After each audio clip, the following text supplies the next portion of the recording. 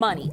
You either learn to manage it or the lack of it will manage you. That's a quote by Dave Ramsey, who is a financial advisor, well-known financial advisor, but it's so true. How many of us aspire to either increase our money or save in the new year? I'm pretty sure a lot of us can raise our hands, right? Well, we don't have Dave Ramsey, but lucky for us, we do have financial management leader Toki Simmons, who is the CFO of Handle My Books. She shares details about common mistakes that she's witnessed in her years of experience, along with more information about her business. I had an opportunity to talk to her to kind of pick her head a little bit. Take a look. I am going on 55, and I started in finance at the age of 16 as a bookkeeper.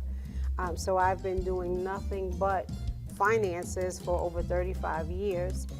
During my journey, I was dubbed as the bookkeeping specialist, and I became known for that because I was able to tread through the complexities of financial statements. So throughout the years, of course, that was a long time ago, it was just a natural progression for me to become where I am now, sitting in the seat as CFO, and which I like to call, like you said, the financial management leader, because that's more known to people. Yeah.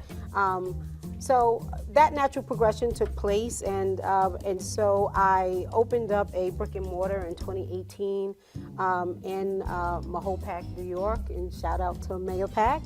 And from there, the community embraced me, and we pretty much tapped in to that surrounding area where we were awarded several times for our services there, not only in our particular county, but also in the District of New York. Oh, and awesome. so, so here I am. That was pretty much my journey into finance. I kind of fell into it as a bookkeeper, and I didn't stop from there. What is one common mistake that you noticed since you've been handling books for a while? The one common mistake that I notice is that people typically don't get the help when they need it. It's always fix my mess, not help me. Exactly. That's exactly right. And so what I tend to recommend is that, you don't wait until you make the millions to call me. How about you call me and let's make the millions together? I like that. Now, if someone was, wanting to pursue you for your services, is there something that they can do to make your job a little easier? Like maybe have some things organized, and what would those be? What they would be is to actually know what the cost of doing business is, right? So when we typically get an account, the one thing that I want to know is what is it costing you? What is it costing you to actually run this business? Because I need to know, like you stated, are they a hustler or is this just a hobby? That's one of the things I typically find. Another common mistake I typically find is that people pay themselves just off of whatever figure they'd like to have. Oh, so how, and without giving us all of the sauce, how should people be paying themselves? Well, you have to take a lot of things into consideration, right? It's all strategic. Money is strategic. Success is strategic. Business is strategic. And so when it comes to paying yourself, there's a strategy. Yeah.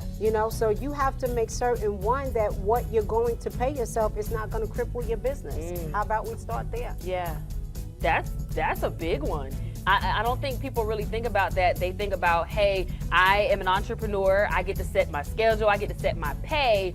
But how is my pay going to affect what goes back into my business? I love that. That's excellent. Now, we're in a new year now, and so again, a lot of people are really, one of their New Year's resolutions is always, budgeting and finances and things like that. When we're budgeting, what are some things we should look out for? First of all, a lot of people don't like the B word. I don't either. I'll just be honest.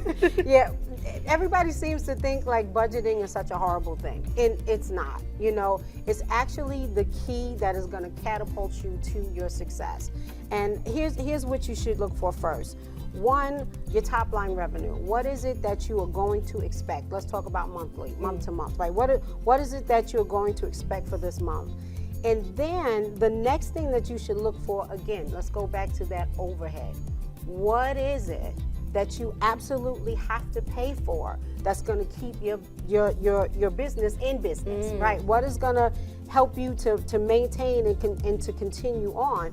That's the one thing. Anytime you talk about budgeting, they always say, well, you figure out the income and then you minus the expenses. Well, it's a lot more to it than just expenses. Let's break out the expenses. Let's first find out the overhead. What does it cost you, right? Then after that, we talk about then what are the fixed expenses, right? So the fixed expenses are things that you pay over and over, the same thing all the time. These are things like, without a shadow of a doubt, they're going to be the same thing. Like, take for instance a car payment. Right. Same every month. It doesn't change. That's a fixed expense. But then we go to the variables, and that's where things get a little wavy. Yeah. Right? Because it could be anything. These things, they vary month to month, hence the name variable, right? And so it could be taking on a contractor. Maybe they did 10 hours one month, or maybe they're going to do 25 another month. It could be anything as far as bringing on a client where you have to pay for a technical seat, where the softwares, you have to pay for every seat. So take that into consideration. This month, how much will that cost you in order to service that client, right? So budgeting, the B word, absolutely necessary in order to succeed. When it comes to seeking financial advice from a professional, not Google, Right. from a professional, how often are professionals needing to meet with a financial advisor? For me, it is required that we meet once a month for a money meeting. It's a requirement. I can't know after the fact what's going on, because then I'm playing catch up. We're not being proactive. And it's important when it comes to financial management that you're always being proactive. Even we have to forecast. I need to know what's going to happen month after month. What do you have in your head? What's going on? What happened in the shower? Yeah. What was that? Yeah, right? What was that thing that came up to you in the shower? I need to know, right, before you begin to act on these things. And so for me, every month is a requirement. Now, I know we mentioned earlier being proactive, but for those who always come when it's a mess, are those meetings a little bit more frequent in the beginning? In the beginning, yes. So the first 45 to 90 days, we typically meet, and I do what I call accountability check-ins, because I need to kind of wade through whatever has happened, right, and then try to make sense of it all, which I'm great at, right? So that's why I'm here. So, so the analytics and just sorting through all of the complexities and all of the chaos, I need to reel it in, and I need to get it organized, and I need to understand where your business is, where your thought process is, where your money is. Right. Where's the money? Where's the money? Right? Yeah. And so, Awesome. Well, tons of great information here, and we're going to have tons more, so make sure that you tune in with us as we check in with Toki Simmons with the Handle My Book. She is a financial management leader, and we'll have much more coming up after this. And again, be on the lookout for Toki. She's going to have some tokens for us. Stick with us.